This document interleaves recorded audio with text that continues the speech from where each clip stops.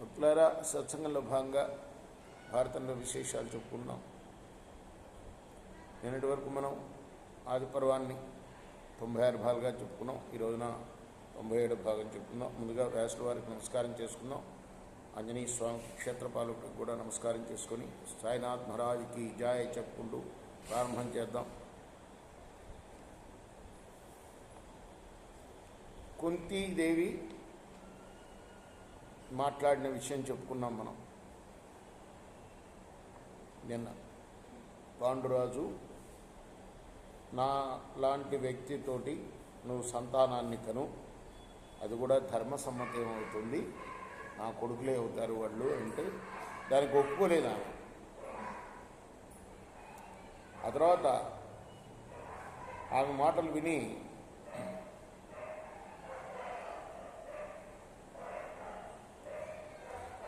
అంటే ఆమెకు ఒక కథ కూడా చెప్పింది. ఆమె చెప్పిందా, ఈయన చెప్పాడా? ఆమె చెప్పింది.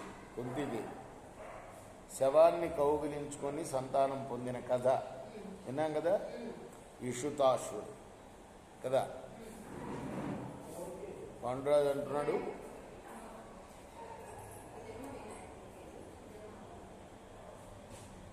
ఆయనేమో దేవతల్లాంటి వాడు కుంతి, నేనేమో చెప్పింది పూర్వం మహాత్ములు ధర్మవేత్తలు అయిన ప్రాచీన ఋషులు చెప్పిన ధర్మతత్వాన్ని నేను నీకు చెప్పాను. అర్థమైందా? తేడా ఆయన సూచిస్తున్నాడు ఆమెకి. ఏమిటయ్యా తేడా అంటే, నువ్వు చెప్పిందేమో ఆయన దేవతల్లాంటి వాడు, ఆయన ఏదో శవమైపోయి కూడా కనగలిగాడు అన్న సంగతిని ఆమె ఉదాహరించిన దాన్ని ఆయన ఆ విధంగా తీసుకొని, నేను చెప్పింది ధర్మవేత్తలు చెప్పిన విషయం చెప్పాను నేను, ఇది పురాతన ధర్మం, సనాతన ధర్మం అంటారు ఇది. కాబట్టి ప్రస్తుతం నేను పుత్ర దర్శనం కోసం తహతహలాడుతున్నాను. కాబట్టి నువ్వు అనుగ్రహించి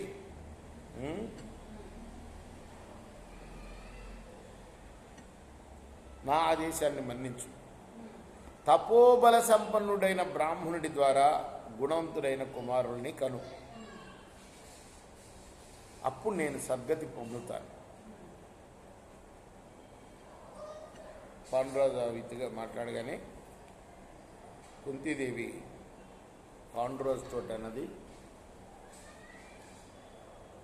భర్త భార్యను బతిమాలటం అనేది పెద్ద అధర్మం ఇది ఆమె చెప్తుంది. ఎప్పుడైనా సరే స్త్రీయే భర్తను అనునయించగలగాలి కానీ పురుషుడు భర్తను కాదు. అయితే నాకు ఇష్టమైన మాట ఒకటి చెప్తాను విను. మా పుట్టింట్లో నేను అతిథి పూజ చేస్తూ ఉండేవాడిని. మా తల్లిదండ్రులు నాకు ఎవరైనా అతిథులు వస్తే వాళ్ళ పూజ చేయమని చెప్తూ ఉండేవారు. ఇలా ఉండగా దూర్వాసుడు ఒకసారి వచ్చాడు, దూర్వాస మహాముని. ఆయన జితేంద్రియుడు అన్న సంగతి అందరికీ తెలిసిన విషయమే కదా. ఆయన నాకు ఒక మంత్రాన్ని వరరూపంగా ఇచ్చున్నాడు. ఈ మంత్రంతో నేను దేవతలను ఆహ్వానిస్తే నాకు ఇష్టమైనా లేకపోయినా కూడా వాళ్ళు నాకు పుత్రులను ప్రసాదిస్తారు. ఇది ఆ దుర్వాసుడు నాకు ఇచ్చిన వరం. రాజా, నువ్వు అనుమతిస్తే నేను దేవతలను ఆహ్వానిస్తాను, ఆ విధంగా మనం పిల్లల్ని పొందవచ్చు. ఏ దేవతను ఆశ్రయించానో వాళ్ళ ప్రభావానికి సమానమైన ప్రభావం గల పుత్రుడు నాకు కలుగుతాడు. మీకు పుత్రులు లేరన్న బాధ తొలగిపోతుంది, మరి మీ కోరిక కూడా తీరుతుంది. కాబట్టి ఎవరిని ఆహ్వానించమంటారో చెప్పండి, మీ ఆనందం కోసం నేను సిద్ధంగా ఉన్నాను, మీ ఆజ్ఞ పాలిస్తాను. అప్పుడు ధన్యుణ్ణి అన్నాడు పాండురాజు. నీకు వరం ఇచ్చిన ఆ మహర్షికి నమస్కారం. వాళ్ళు వరం ఇచ్చారంటే వాళ్ళు ముందు చూపుతుంటే ఇచ్చారనమాట. ఇలా జరుగుతుందని వాళ్ళకి తెలుసు కాబట్టి ఆయనకి నమస్కారం చేస్తున్నాను అంటూ, నేడే నువ్వు నీ పని ప్రారంభించు. ముందుగా యమధర్మరాజును ఆహ్వానించు. అందరికన్నా పరమ పుణ్యాత్ముడు ఎవరంటే ఆయనే సుమా అని చెప్తున్నాడు.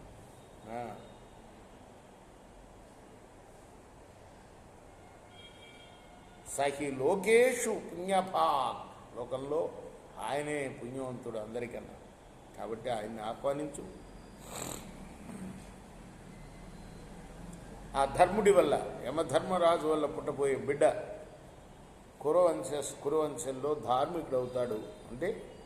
అంటే ధర్మానికి ఎంత ప్రాధాన్యత ఇచ్చేవాళ్ళో చూడండి. మన వేదవాక్కు కూడా అదే కదా, సత్యం వద ధర్మం చర.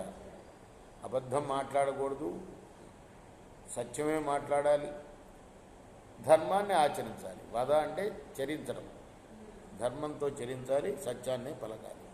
కాబట్టి నాకు ధార్మికుడు బిడ్డ అవుతాడు.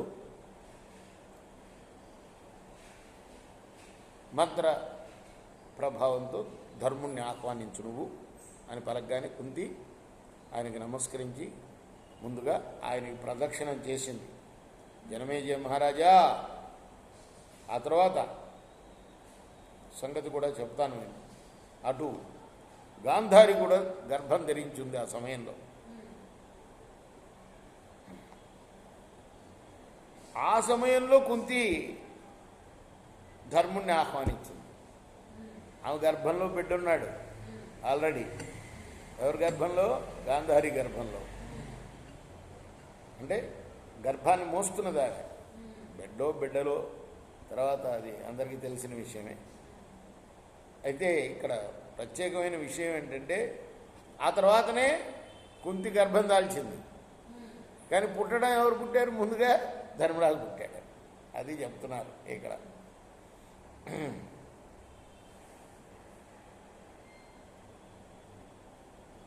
ధర్మదేవత కుంతి దగ్గరికి వచ్చాడు.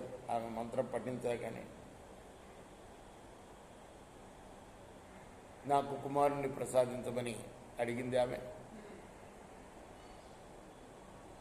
ఆమె ఆయనతోటి కలిసి సంగమించి క్లియర్గా చెప్పారు. సంయుక్త సాహి ధర్మేణ యోగమూర్తి ధరేణ లేపే పుత్రం వరారోహ సర్వ ప్రాణభృతాం హితం.